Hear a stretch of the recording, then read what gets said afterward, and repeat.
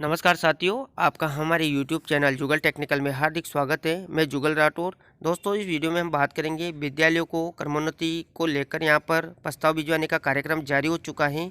तो आपके विद्यालय को क्रमोन्नत करवाने के लिए आपको क्या क्या कार्य करने होंगे और क्रमोन्नति के नए नियम क्या हैं, इसकी पूरी जानकारी मैं आपको देने वाला हूँ। अगर आप अपने विद्यालय को क्रमोन्नत करवाना चाहते हैं तो आपको कंप्लीट पूरा वीडियो देखना चाहिए। और आप हमारे चैनल पर नए हैं और अभी तक आपने हमारे चैनल को सब्सक्राइब नहीं किया तो चैनल को सब्सक्राइब करें, बेल आइकन प्रेस करें, क्योंकि ऐसी लेटेस्ट जानकारी मैं आपको लगातार देता रहता हूं। तो शुरू करते हैं। तो देखिए, स्थानीय समुदाय क्षेत्र की मांग आवश्यकता के आधार पर मानदंड पूरे करने वाले विद्यालयों की क्रमोन्नति के प्रस्ताव शासन द्वारा निर्धारित वार्षिक समय चक्र के अनुसार भिजवाने के संबंध में ये आदेश जारी हुआ है। जो आपके विद्यालय को आपको क्रमोन्नत करवाना है उसका वार्षिक समय चक्र जो है जारी हो चुका है। इसके अकॉर्डिंग आपको अपने विद्यालय के जो क्रमोन्नति प्रस्ताव हैं आपको भिजवाने। अब देखिए यहाँ पर पूरा कार्यक्रम क्या है। उपयुक्त विषय अंतर्गत प्रासंगिक परिपत्र के क्रम में लेखी की शासन द्वारा स्थानीय समुदाय क्षेत्र की मांग आवश्यकता के आधार पर मानदंड पूरे करने वाले विद्यालयों की क्रमोन्नति के प्रस्ताव भिजवाने हेतु निम्नानुसार वार्षिक समय चक्र का निर्धारण किया गया है। अब देखिए यहाँ पर क्या क्या काम आपको करने हैं। तो देखिए, राजकीय विद्यालय क्रमोन्नति हेतु करने कार्य हैं, उत्तरदायी अधिकारी कौन होगा और समय सीमा इसकी क्या है। तो पहला यहाँ पर देखिए, विद्यालय SDMC समुदाय से प्रस्ताव प्राप्त कर मुख्य ब्लॉक शिक्षा अधिकारी को प्रेषित करना। यहाँ पर मुख्य जो CBO हैं उसको आपको प्रस्ताव भिजवाने हैं। देखिए यहाँ पर संबंधित संस्था प्रधान PO को ये भिजवाने हैं और ये 31 जनवरी तक आपको कंप्लीट अपने प्रस्ताव को भिजवा देना है CBO को। दूसरा यहाँ पर है, ब्लॉक के अंतर्गत प्राप्त प्रस्तावों की RT नॉर्म्स एवं विभागीय मानदंड के परिप्रेक्ष्य में समीक्षा कर ब्लॉक निष्पादन समिति की बैठक में अनुमोदन करवाकर टिप्पणी सहित मुख्य जिला शिक्षा अधिकारी को प्रेषित करना। जो मुख्य ब्लॉक शिक्षा अधिकारी हैं वो 15 फरवरी तक इस प्रस्ताव को आगे भिजवाएगा। इसके बाद है यहाँ पर ब्लॉक से प्राप्त प्रस्ताव की समीक्षा कर समेकित प्रस्ताव निदेशालय बीकानेर को प्रेषित करना। जो मुख्य जिला शिक्षा अधिकारी हैं वो बीकानेर को इसको प्रेषित करेंगे। वो 28 फरवरी तक इसकी सीमा तय की गई है। इसके बाद यहाँ पर आप देख सकते हैं, समस्त जिलों से प्राप्त प्रस्तावों की विद्यालय स्तरवार विहित मापदंडों के परिप्रेक्ष्य में गुणा अवगुण के आधार पर परीक्षण करवाकर समेकित प्रस्ताव शासन को भिजवाया जाना। ये काम निदेशक माध्यमिक शिक्षा राजस्थान बीकानेर का है, जो 31 मार्च तक कंप्लीट कर लेना है। इसके बाद यहाँ पर देखिए, उक्त क्रम में निर्देशित किया जाता है कि निर्धारित वार्षिक समय चक्रानुसार स्थानीय समुदाय क्षेत्र की मांग आवश्यकता के आधार पर मानदंड पूरे करने वाले विद्यालयों की क्रमोन्नति के प्रस्ताव अपनी स्पष्ट अभिशंसा सहित संलग्न निर्धारित प्रपत्र में -010 फॉन्ट में इस कार्यालय की ईमेल आईडी पर, जो ईमेल आईडी है यहाँ पर, निर्धारित समय सीमा में आवश्यक रूप से भिजवाए। इस संबंध में यह विदित रहे कि प्रस्ताव निर्धारित फॉन्ट में हो एवं संलग्न निर्धारित प्रपत्र के कॉलम में किसी भी प्रकार का परिवर्तन न किया जाए। उक्त निर्देशों का प्रसार अपने अधीनस्थ कार्यालयों विद्यालयों को करते हुए निर्धारित समय सीमा में प्रस्ताव भिजवाने हेतु आवश्यक रूप से निर्देशित करें। इसके बाद देखिए, यहाँ पर यह फॉर्मेट दे रखा है जो मुख्य जिला शिक्षा अधिकारी का है, उनको इस फॉर्मेट में भर के इसको जो है आगे प्रेषित करना है। अब आप देख लीजिए, जो क्रमोन्नति के नियम हैं, क्रमोन्नत किस प्रकार होंगे विद्यालय, वो भी मैं आपको बता देता हूँ। तो यहाँ पर देख सकते हैं नीचे आप, यह आदेश है 19/8/2019 का। यहाँ पर एक परिपत्र पहले जारी हुआ था। देखिए यहाँ पर राज्य सरकार के पत्र दिनांक 5/6/1999 एवं 23/6/1999 द्वारा के विद्यालय क्रमोन्नति के दिशा निर्देशों को अधिक्रमित करते हुए राज्य में वर्तमान परिस्थितियों एवं शिक्षा में किए जा रहे व्यापक सुधारों के प्रकाश में नियम मापदंड नियमानुसार जारी किए जाते हैं। यहाँ पर कुछ नियम बनाए गए हैं क्रमोन्नति के, वो क्या हैं देखे। तो यहाँ पर श्रेणी दे रखी सबसे पहले, जो सामान्य क्षेत्र और जो रेगिस्तानी पहाड़ी नदी नाले जनजाति मेवाती क्षेत्र के विद्यालय हैं उनके लिए अलग अलग श्रेणी है यहाँ पर। तो देखिए, पहला है यहाँ पर विद्यालय की श्रेणी। तो यहाँ पर राजकीय उच्च प्राथमिक विद्यालय से राजकीय माध्यमिक विद्यालय में क्रमोन्नति के वर्तमान में प्रचलित मापदंड। तो यहाँ पर आप देख सकते हैं जो वर्तमान में प्रचलित मापदंड हैं वो क्या हैं और नवीन प्रस्तावित मापदंड क्या है, मैं आपको बताने वाला हूँ। तो देखिए, यहाँ पर ऊपर लिखा हुआ है कि कक्षा 8वीं 10वीं में विद्यार्थियों की संख्या क्या होनी चाहिए। तो यहाँ पर देखिए, छात्र और छात्रा की संख्या, जो छात्र हैं वो 30 और छात्रा 20 होनी चाहिए। और जनसंख्या देखिए, जो छात्र विद्यालयों के हेतु यहाँ पर 2500 जनसंख्या अभी आवश्यकता है उनकी, और छात्रा विद्यालयों के लिए यहाँ पर 3000 की आवश्यकता है। और दूरी और अन्य मापदंड भी यहाँ पर दे रखे हैं। देखिए, दूरी 5 किमी तक की परिधि में कोई भी राजकीय माध्यमिक विद्यालय संचालित नहीं हो एवं फीडर विद्यालयों की संख्या न्यूनतम 2 हो।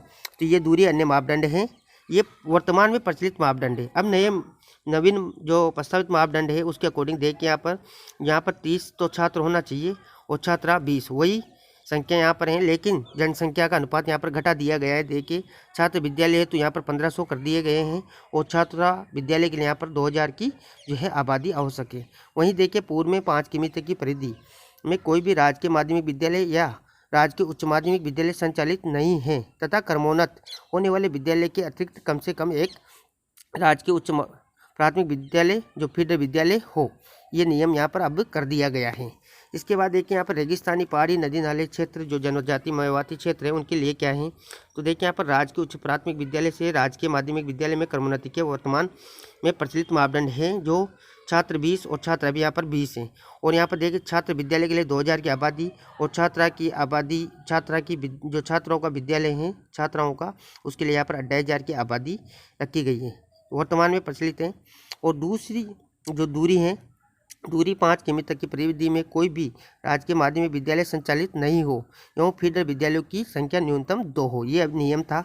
अब यहाँ पर नवीन डे के नियम क्या है, जो 20-20 है वो छात्र होने चाहिए और 1000 की आबादी यहाँ पर छात्र जो विद्यालय हैं उसके लिए रखा गया है और 1500 की आबादी यहाँ पर छात्रा विद्यालय के लिए रखी गई है। पूर्व में 3 किमी तक की परिधि में कोई भी जो राजकीय माध्यमिक विद्यालय या राजकीय उच्च माध्यमिक विद्यालय संचालित नहीं है तथा क्रमोन्नत होने वाले विद्यालय के अतिरिक्त कम से कम एक राजकीय उच्च प्राथमिक विद्यालय फीडर विद्यालय हो।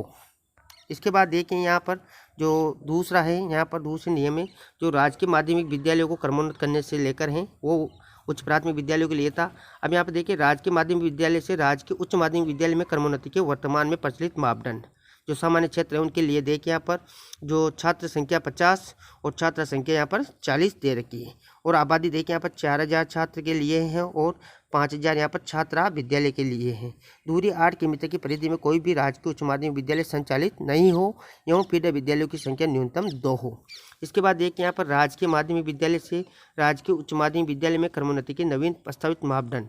नए मापदंड क्या है, तो देखिए यहाँ पर नामांकन घटा दिया गया है जो 40 और 30 कर दिया गया है यहाँ पर, और यहाँ पर देखिए 2500 और 3500 यहाँ पर कर दिया गया है। जनसंख्या अनुपात पूर्व में 7 किमी तक की परिधि में कोई भी राजकीय उच्च माध्यमिक जो संचालित नहीं है तथा क्रमोन्नत होने वाले विद्यालय के अतिरिक्त कम से कम एक राजकीय माध्यमिक विद्यालय फीडर विद्यालय होना चाहिए।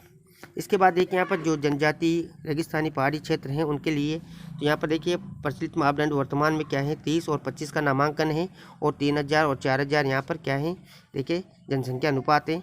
और दूरी यहाँ पर देखिए 8 किमी तक की परिधि में कोई भी राजकीय उच्च माध्यमिक विद्यालय संचालित नहीं हो और फीडर विद्यालयों की संख्या न्यूनतम 2 होनी चाहिए।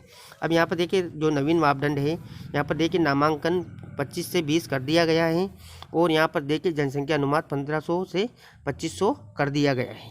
पूर्व में 5 किमी तक की परिधि में कोई भी राजकीय उच्च माध्यमिक विद्यालय संचालित नहीं है तथा क्रमोन्नत होने वाले विद्यालय के अतिरिक्त कम से कम एक राजकीय माध्यमिक विद्यालय फीडर विद्यालय होना चाहिए।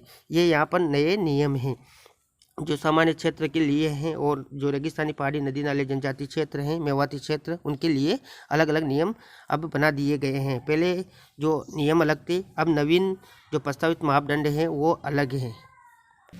अब यहाँ पर देखिए नीचे कुछ नोट दे रखे हैं। जो बालिका विद्यालय को माध्यमिक स्तर और उच्च माध्यमिक स्तर पर क्रमोन्नत करने के लिए उस स्थान पर माध्यमिक स्तर उच्च माध्यमिक स्तर का शिक्षा का विद्यालय से पूर्व ही संचालित होना आवश्यक होगा। साथ ही दूरी की गणना में ग्राम पंचायत वार्ड ब्लॉक जिले की सीमा की बाध्यता नहीं होगी।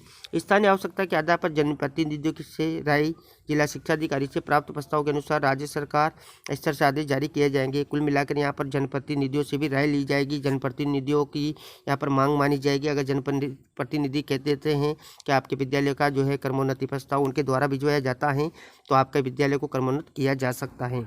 इसके बाद देखिए यहाँ पर क्रमोन्नति के उपरोक्त मापदंडों में राज्य सरकार द्वारा शीतलन प्रदान कर विद्यालय क्रमोन्नत किया जा सकता है। अगर यहाँ पर छोटी मोटी कमी भी रह जाती है आपके विद्यालय में, जैसे नामांकन की तो होना ही चाहिए, जनसंख्या को लेकर या थोड़ी दूरी को लेकर यहाँ पर कोई हल्की फुल्की कमी रहती हैं तो आपका विद्यालय फिर भी क्रमोन्नत हो सकता है। तो आप अपने प्रस्ताव जो है विद्यालय क्रमोन्नति का उसको भिजवाएं। तो ये थी दोस्तों यहाँ पर विद्यालय को क्रमोन्नति को लेकर जो कार्यक्रम जारी हुआ है और उनके नए नियम क्या हैं, वर्तमान में नियम क्या चल रहे थे और नए नवीन नियम क्या हैं। तो ये थी दोस्तों यहाँ पर क्रमोन्नति को लेकर पूरी जानकारी। आपको हमारी जानकारी कैसी लगी? जानकारी अच्छी लगी तो लाइक शेयर करें, और अभी तक आपने हमारे चैनल को सब्सक्राइब नहीं किया तो चैनल को सब्सक्राइब करें, बेल आइकन प्रेस करें, क्योंकि ऐसी ही लेटेस्ट जानकारी मैं आपको लगातार देता रहता हूँ। धन्यवाद दोस्तों, फिर मिलते हैं नई वीडियो में नई जानकारी के साथ। तब तक के लिए जय हिंद।